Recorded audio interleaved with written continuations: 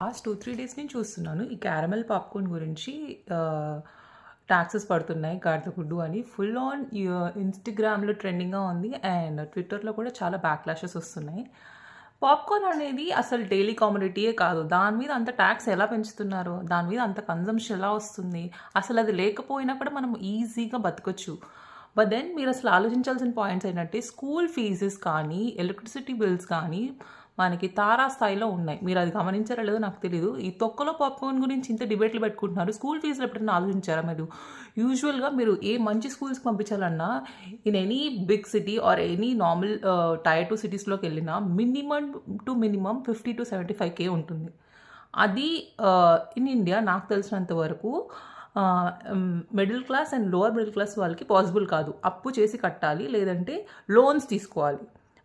Putting some surety. So, ఈ popcorn గురించి ఇంత డిబేట్లు పెట్టుకునే బదులు